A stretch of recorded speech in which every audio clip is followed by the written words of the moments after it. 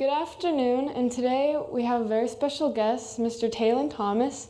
Mr. Taelen Thomas, known for his resonant delivery and powerful stage presence, portrays in his own one-man plays many well-known historical and literary figures, including Mark Twain, John Steinbeck, Theodore Roosevelt, and today's offering, Taelen Thomas. On behalf of the Media Center and Millennium Charter High School, I am pleased to present Mr. Taelen Thomas and A Child's Christmas in Wales by Taelen Thomas. Taelen Thomas was born in Swansea in Wales, and when he came to America, people asked him, "Mr. Thomas, do you speak Welsh?" And he would reply, "No. I speak only 3 languages, English, BBC, and saloon." A Child's Christmas in Wales was written for the BBC. One Christmas was so much like another.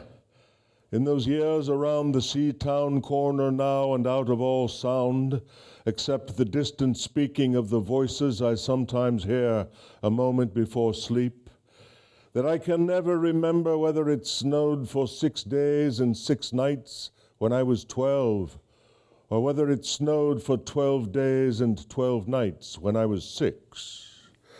All the Christmases rolled down toward the two-tongued sea, like a cold and headlong moon bundling down the sky that was our street, and they stop at the rim of the ice-edged, fish-freezing waves, and I plunge my hands in the snow and bring out whatever I can find.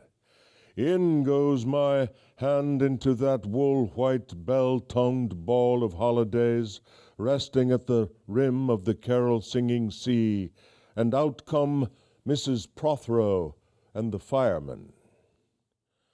It was on the afternoon of the day of Christmas Eve, and I was in Mrs. Prothero's garden waiting for cats with her son Jim. It was snowing. It was always snowing at Christmas. December in my memory is white as Lapland, though there were no reindeer. But there were cats. Patient, cold, and callous, our hands wrapped in socks, we waited to snowball the cats. Sleek and long as jaguars and horrible-whiskered, spitting and snarling, they would slink and sidle over the white back garden walls, and the lynx-eyed hunters, Jim and I, fur-capped and moccasined trappers from Hudson Bay, off Mumbles Road, would hurl our deadly snowballs into the green of their eyes. The wise cats never appeared. We were so still, Eskimo-footed Arctic marksmen in the muffling silence of the eternal snows, eternal ever since Wednesday, that we never heard Mrs. Prothero's first cry from her igloo at the bottom of the garden, or, if we heard it at all, it was, to us, like the far-off challenge of our enemy and prey, the neighbor's polar cat. But soon the voice grew louder. "Fire!" cried Mrs. Prothero, and she beat the dinner gong, and we ran down the garden with the snowballs in our arms toward the house. And smoke, indeed, was pouring out of the dining room, and the gong was bombulating, and Mrs. Prothero was announcing ruin like a town crier in Pompier. This was better than all the cats in Wales standing on the wall in a row. We bounded into the house, laden with snowballs, and stopped at the open door of the smoke-filled room. Something was burning, all right. Perhaps it was Mr. Prothero, who always slept there after midday dinner with a newspaper over his face. But he was standing in the middle of the room saying, "A fine Christmas," and smacking at the smoke with a slipper. "Call the fire brigade," cried Mrs. Prothero as she beat the gong. "They won't be there," said Mr. Prothero. "It's Christmas." There was no fire to be seen, only clouds of smoke, and Mr. Prothero standing in the middle of them, waving his slipper as though he were conducting. "Do something," he said, and we threw all our snowballs into the smoke. I think we missed Mr. Prothero, and ran out of the house to the telephone box. Let's call the police as well, Jim said, and the ambulance, and Ernie Jenkins. He likes fires.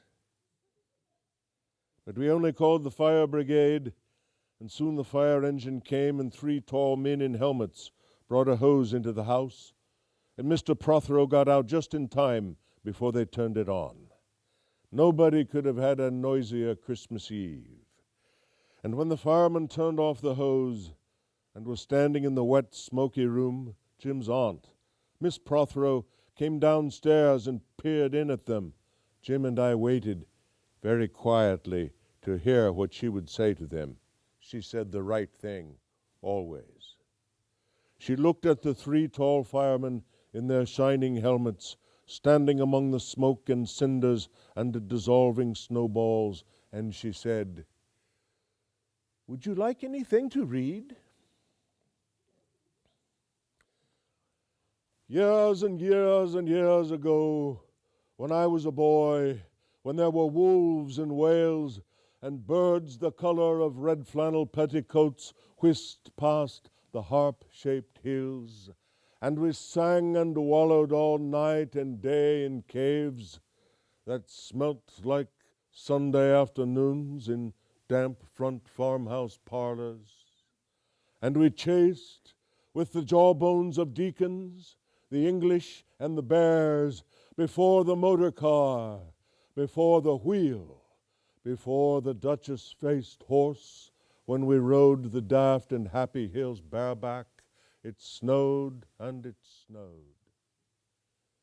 But here a small boy says, "It snowed last year too, and I made a snowman, and my brother knocked it down, and I knocked my brother down, and then we had tea."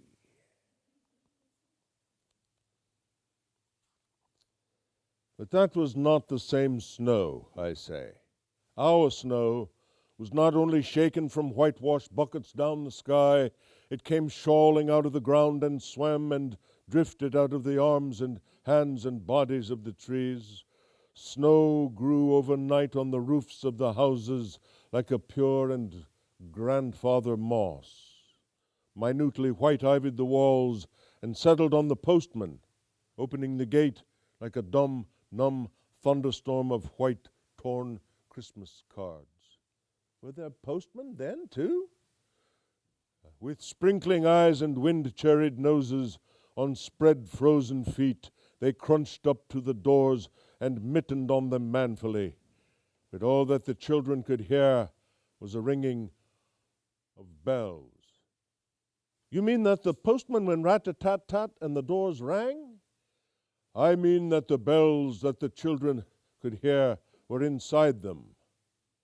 "I only hear thunder sometimes, never bells." There were church bells, too. "Inside them?" "No, no, no. In the bat-black, snow-white belfries tugged by bishops and storks. And they rang their tidings over the bandaged town, over the frozen foam of the powder and ice cream hills, over the crackling sea. It seemed that all the churches boomed for joy under my window, and the weathercocks crew for Christmas on our fence. Get back to the postmen. They were just ordinary postmen, fond of walking and dogs and Christmas and the snow. They knocked on the doors with blue knuckles. "Ours has a black knocker."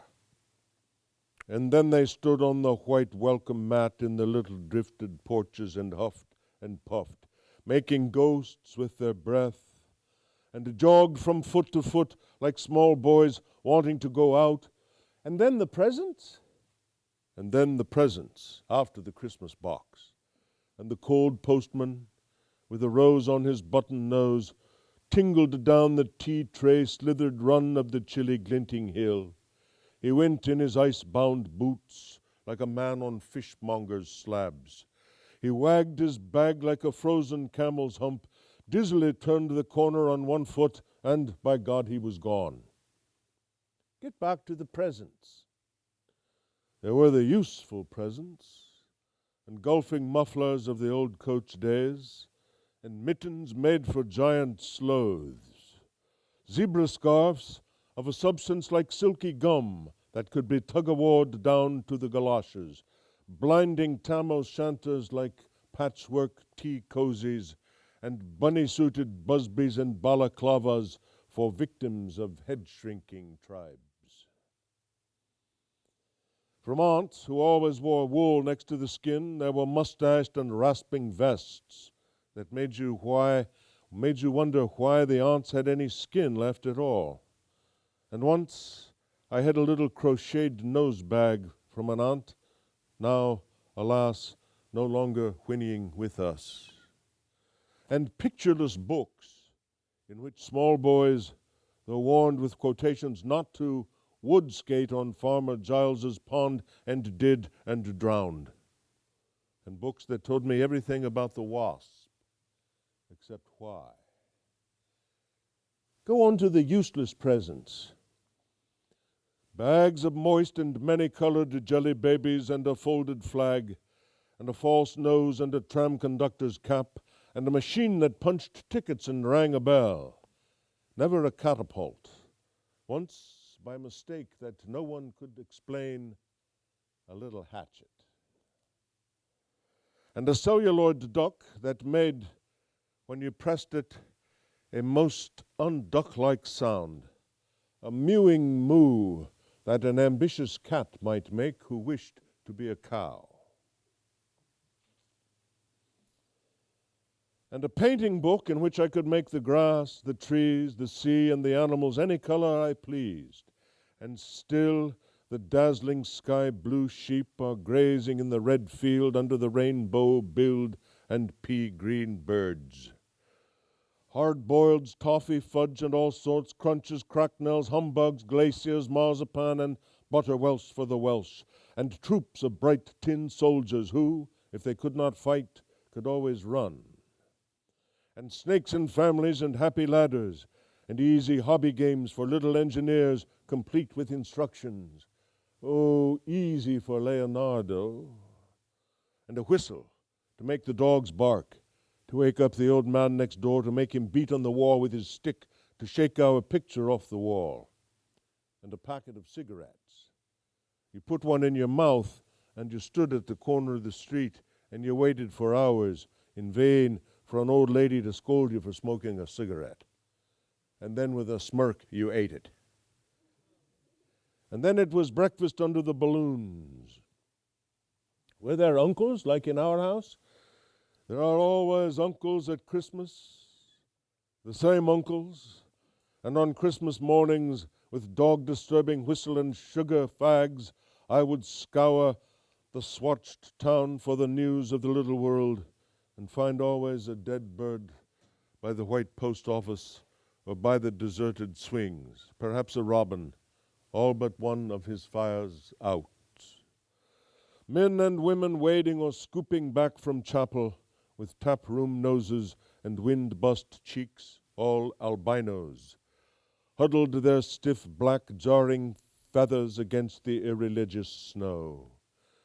Mistletoe hung from the gas brackets in all the front parlors. There was sherry and walnuts and bottled beer and crackers by the dessert spoons. And cats in their furabouts watched the fires, and the high-heaped fire spat, all ready for the chestnuts and the mulling pokers. Some few large men sat in the front parlors, without their collars, uncles almost certainly, trying their new cigars, holding them out judiciously at arm's length, returning them to their mouths, coughing, then holding them out again as though waiting for the explosion. And some few small aunts, not wanted in the kitchen, nor anywhere else for that matter, sat on the very edges of their chairs, poised and brittle, afraid to break, like faded cups and saucers.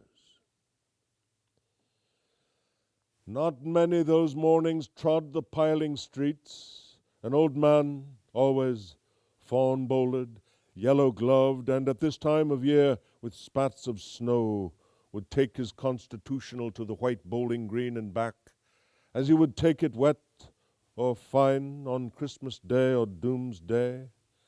Sometimes two hale young men with big pipes blazing, no overcoats, and wind-blown scarfs would trudge, unspeaking, down to the forlorn sea, to work up an appetite, to blow away the fumes, who knows, to walk into the waves until nothing was left of them but the two curling smoke clouds of their inextinguishable briars.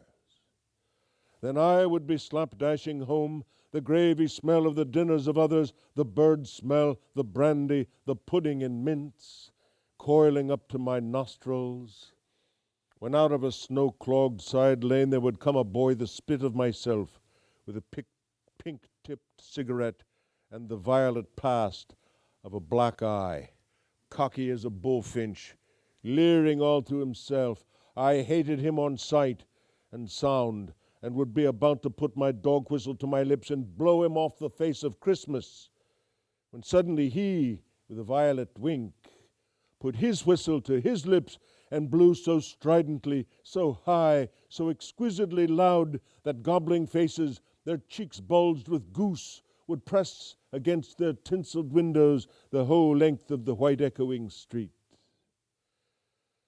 For dinner we had turkey and blazing pudding.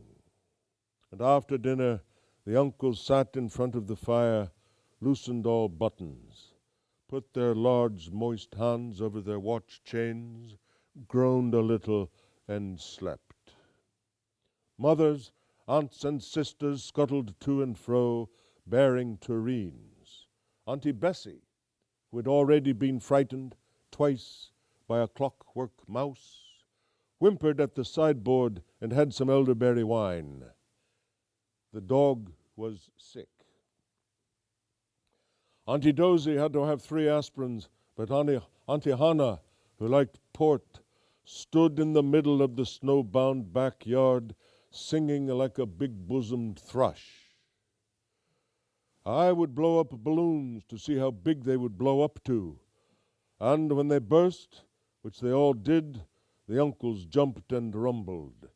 In the rich and heavy afternoon, the uncles breathing like dolphins, and the snow descending, I would sit among festoons and Chinese lanterns and nibble dates and try to make a model man-of-war, following the instructions for little engineers, and produce what might be mistaken for a sea-going tram car. Or I would go out, my bright new boots squeaking into the white world, onto the seaward hill, to call on Jim and Dan and Jack, and to pad through the hill streets, leaving huge, deep footprints on the hidden pavements. I bet people will think there's been hippos. What would you do if you saw a hippo coming down our street? I'd go like this, bang, I'd throw him over the railings and roll him down the hill. Then I'd tickle him under the ear and he'd wag his tail. What would you do if you saw 2 hippos? Iron-flanked and bellowing he-hippos clanked and battered through the scudding snow toward us as we passed Mr. Daniel's house. Let's post Mr. Daniel a snowball through his letterbox. Let's write things in the snow. Let's write, Mr. Daniel looks like a spaniel, all over his lawn. Or we walked on the white shore. Can the fishes see it's snowing? The silent one-clouded heavens drifted on to the sea. Now we were snow-blind travelers lost on the north hills, and vast dew-lapped dogs, with flasks round their necks, ambled and shambled up to us, baying, "Excelsior!" We returned home through the poor streets where only a few children fumbled with bare red fingers in the wheel-rutted snow, and cat called after us, their voices fading away as we trudged uphill, into the cries of the dock birds and the hooting of ships out in the whirling bay. And then, at tea, the recovered uncles would be jolly, and the ice cake loomed in the center of the table like a marble grave. Auntie Hannah laced her tea with rum, because it was only once a year. Bring out the tall tales now that we told by the fire as the gaslight bubbled like a diver. Ghosts hooed like owls in the long nights when I dared not look over my shoulder.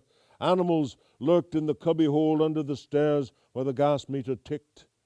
And I remember that we went singing carols once, when there wasn't the shaving of a moon to light the flying streets. At the end of a long road was a drive that led to a large house, and we stumbled up the darkness of the drive that night, each one of us afraid, each one holding a stone in his hand in case, and all of us too brave to say a word. The wind through the trees made noises as of old and unpleasant, and maybe web-footed men wheezing in caves. We reached the black bulk of the house. "What shall we give them? Hark the herald?" "No," Jack said. "Good King Wenceslas. I'll count 3. 1, 2, 3. And we began to sing, our voices high and seemingly distant in the snow-felted darkness round the house that was occupied by nobody we knew. We stood close together near the dark door. Good King Wenceslas looked out on the feast of Stephen.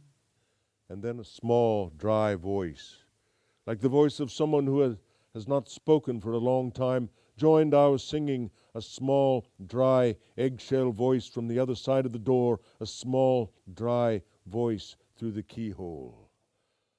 And when we stopped running, we were outside our house. The front room was lovely. Balloons floated under the hot water bottle gulping gas. Everything was good again and shone over the town. Perhaps it was a ghost, Jim said. Perhaps it was trolls, Dan said, who was always reading. Let's go in and see if there's any jelly left, Jack said, and we did that. Always on Christmas night there was music. An uncle played the fiddle, a cousin sang Cherry Ripe, and another uncle sang Drake's Drum. It was very warm in the little house. Auntie Hannah, who had got on to the parsnip wine, sang about bleeding hearts and death, and then another song in which she said her heart was like a bird's nest, and then everybody laughed again, and then I went to bed.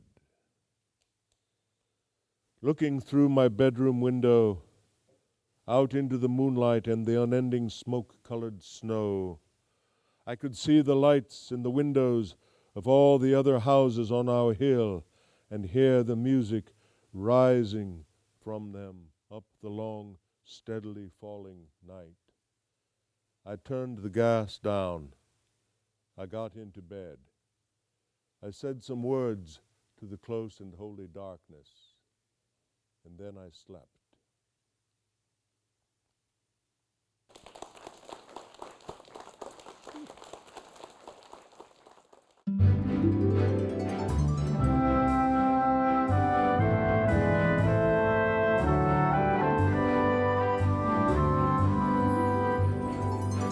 Hello, everyone. My name is Pedro, and today I'm going to tell you a story about life in El Salvador. Life was good. I had a large family that loved me. I don't mean to brag, but I had a pretty big mansion, with a ranch and employees working for me. And, well, life was good. I had anything anyone could ask for. But, as there are the good, there are the bad. And the bad side to that was that there were the guerrillas, not the monkeys, but the fighters. They rebelled against their country, and they fought against each other. And many of them would invade my property. And when I saw someone invading my property, I didn't take kindly to that. Get my shotgun. No, I wouldn't shoot them. Just near their feet, just to scare them off. But anyway, they would invade my property, but they would always come and knock on my door and ask for food. And I think every person is equal. So no matter the kind of person that it was, I'd give them food and give them a place to sleep for the night. And I made many enemies that way, but I didn't care. And one day, when I was patrolling on my horse, I called her Bessie, we were riding along, checking on the employees, I saw something out of the corner of my eye. I saw 3 figures. And I knew it wasn't my employees because I told them to never go near the cave where I saw those shadows, because that is where we kept our supply of water, which is vital for survival. So I got on Bessie, cocked my gun, we rode back over there, slowly got off my horse, and prepared to go around the corner of the cave, silently, tense. As I neared the corner, I could hear them. They were laughing at me. They were mocking me, saying I'd never find out that it was them that stole my water. So I tensed up, prepared to go around the corner, and all of a sudden, I heard a yell. Then two more. I dashed inside the cave. But I couldn't see anything. And I looked down, and there on the floor was a bucket of water spilling into the earth. And quickly, I dashed back outside of the cave, and I called to my employees, "Hey, come check this out!" And we dashed back inside. But all that was left was the bucket. So, confused, I slowly trekked back home. And as I sat on that porch that night, my daughter on my lap, thought about the day's events, and I was just glad that I had a family who loved me and cared for me no matter what, during the hard times and during all the struggles that went on in my life. But to this day, I never quite realized that cave is very peculiar, because the incident that happened that day, that wasn't the first time. Thank you.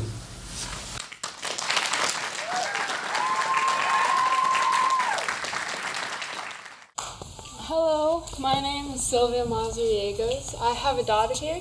Her name is Victoria Mazariegos. She asked me to tell a story today, and I chose a story that happened when I was 6 years old and I was still living in Ecuador.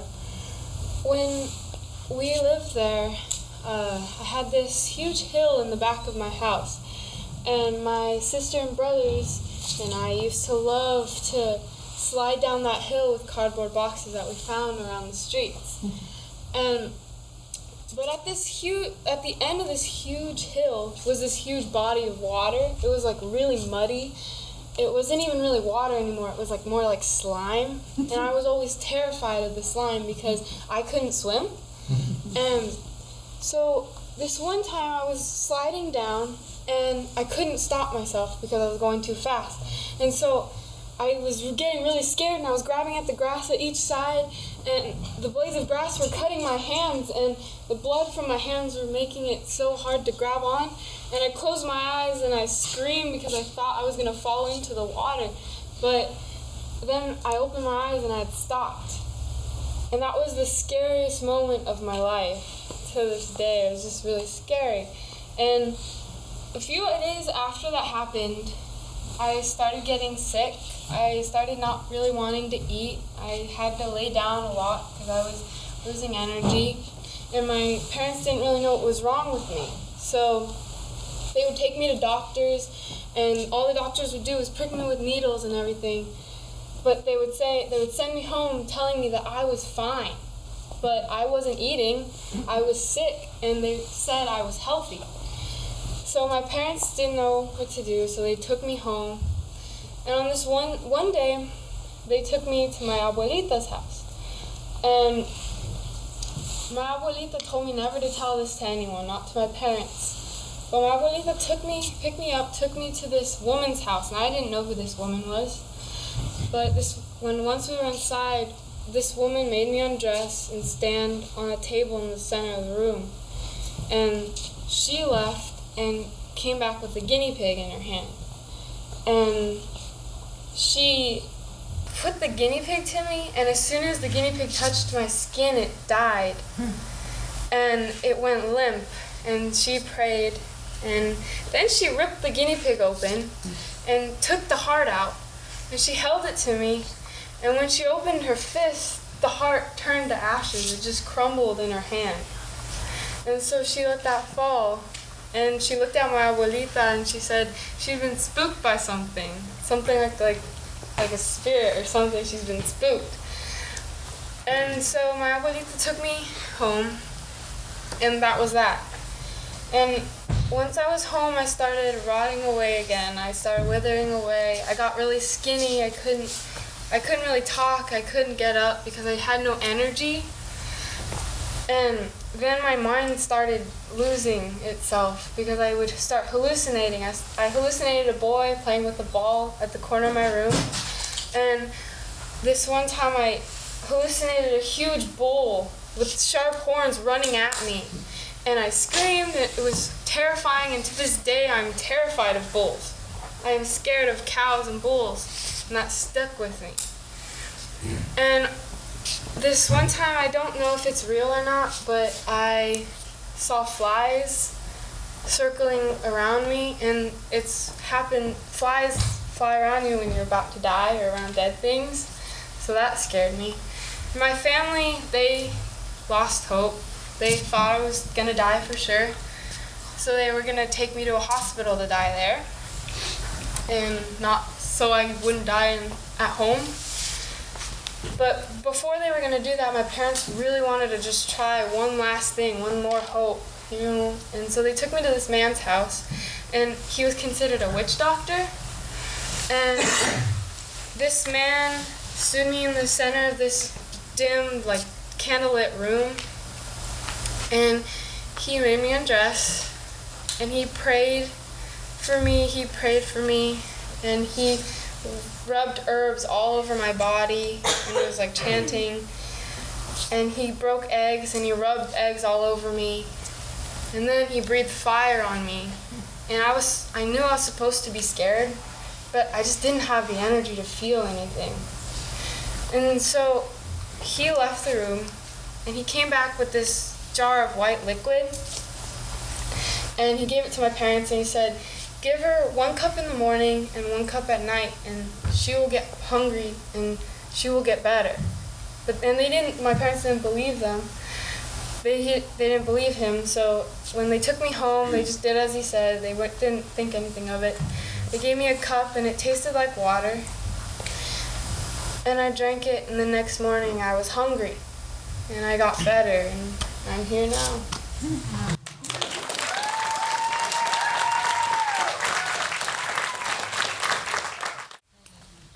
So hey, I'm Roger Stormont. So what's going on here? Oh, you want me to tell you about my life? Well, okay, I guess.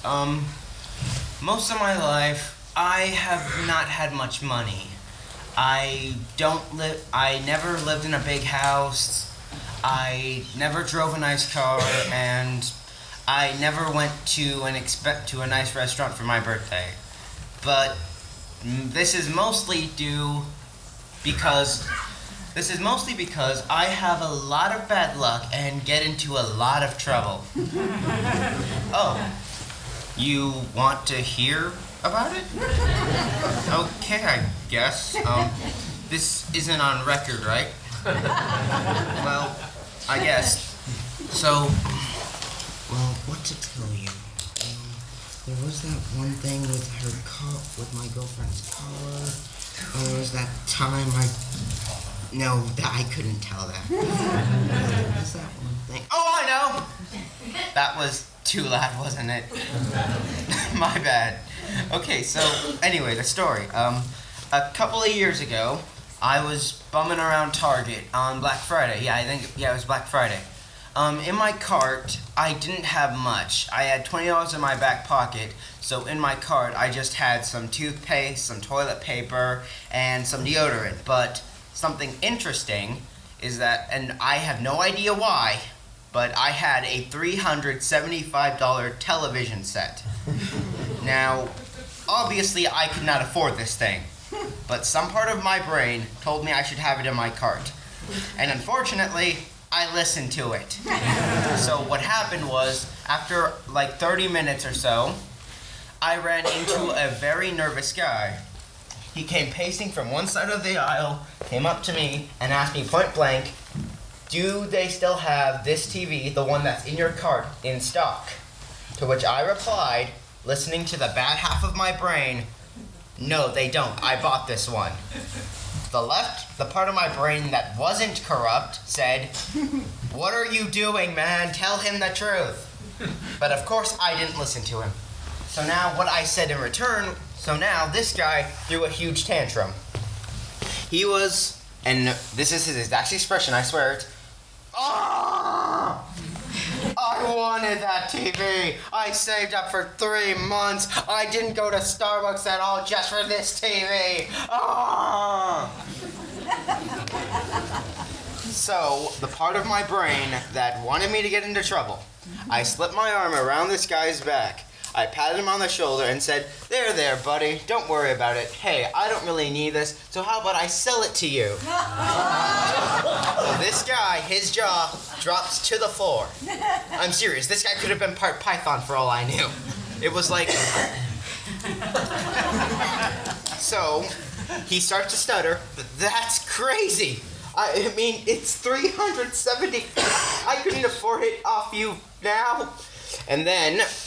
He obviously didn't know it was Black Friday, and the good part of my brain was disappointed with this guy, so it told me to say, but it's Black Friday today. It's only $175. His eyes, like party balloons.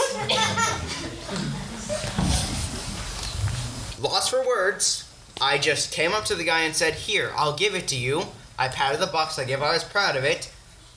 I'll give it to you for $200. All the time stuttering, with hands shaking like this.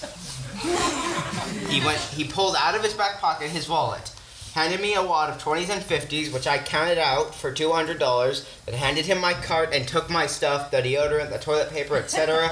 I took it out and headed for the checkout. Now, of course, this is not a perfect story. At the checkout, my stuff on the counter with a Coke and a Baby Ruth. I was hungry, don't judge. While I was waiting to get checked out, the guy with my cart and the TV, he thinks I sold him. He's about to walk through the doors. So, as soon as I checked out, as soon as I paid with the $20 I brought, so I don't have to count real quick, I grab my stuff, and I make a beeline straight for the emergency exit. 5 seconds.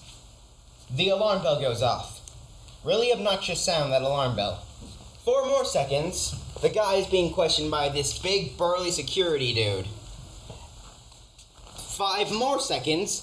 2 just as burly and just as ugly goons are going through the store looking for someone with short red hair, a short trim beard, and an old coat.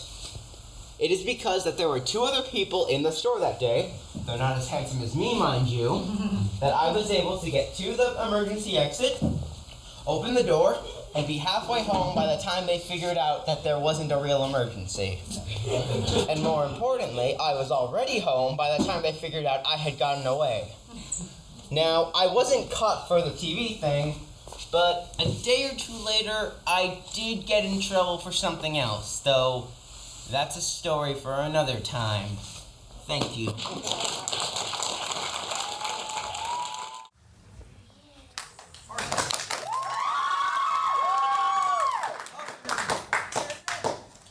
I'm going to talk about my great-uncle Helmut Strauss, who was born in a small farm in Austria. The story starts in 1945, when Hitler was really desperate for troops. So what he did was, he started drafting young boys in the military.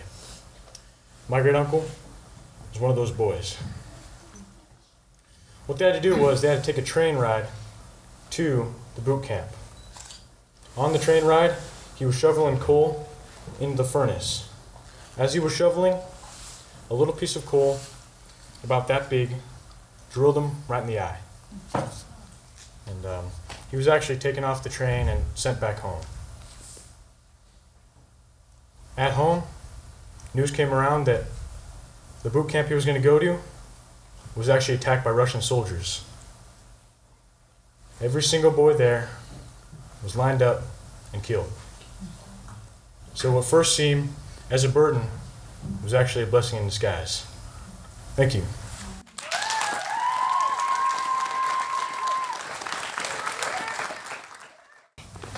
Hello everybody. My name's Logan Rabine. But today, we're not here to talk about Logan Rabine. No. We're here to talk about his great-great-grandfather, Thomas Rabine. Thomas Rabine originally was born in Germany. He lived in a Christian family, and he himself became a Christian. But Thomas had realized that 90% of his family lived in France. So why not move to France? Thomas then moved to France, and he himself became a sailor. He was the captain of a fishing vessel, and he worked there for about 5 years. Now, what eventually happened was rumors that came about that Nazi Germany presence was happening in France. And he didn't want his family or his friends to get harmed. So what did he do? Well, Thomas owned a boat, he was a captain, and he knew the currents at the back of his hand. So Thomas, on the first voyage, took 6 of his friends and 11 of his family members, and it took him about a week. He found a smuggling port at the south side of Florida. Thomas then left his family there, returned home. But like today, with Twitter and such, word gets around. So when Thomas returned, he had about 20 other Jewish people knocking at his door, hoping that he would take them over there. So of course, Thomas did it. But he would charge them small fees because he had to make a living somehow now, didn't he? So Thomas felt good that he was helping people and he was getting money out of it. But again, like Facebook and Twitter, word gets around. But sometimes it gets around to the wrong person. So what happened was, a couple of Nazi officers had learned about what Thomas was doing. Now, being a Christian would not help Thomas this time. So what did Thomas do? Well, he got the last of his family and his friends, put them on a boat, and he himself moved to America. Thomas then moved to California, became a fisherman out there, and he lived a happy life. Thank you for listening to my story.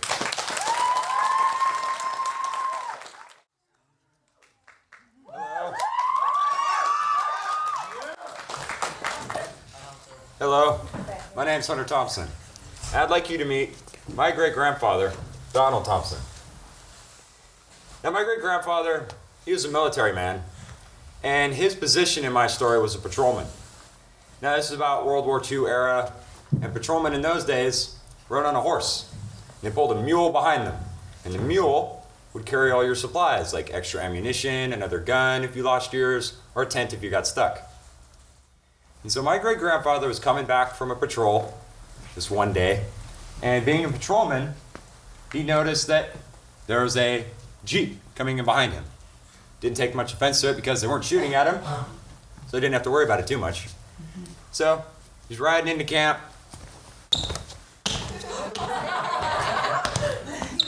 pulling his mule behind him. And the number one rule, when pulling the mule, don't wrap the reins around your hand. That mule gets spooked, your fingers go with it.